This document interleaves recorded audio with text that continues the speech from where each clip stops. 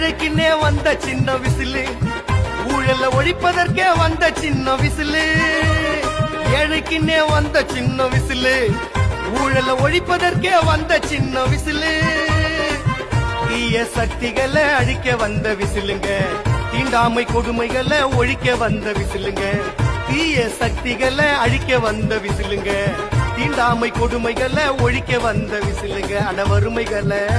அடவறுமைகளை போக்க வந்த விசிலுங்க, புது வரலாற படைக்க வந்த விசிலுங்க.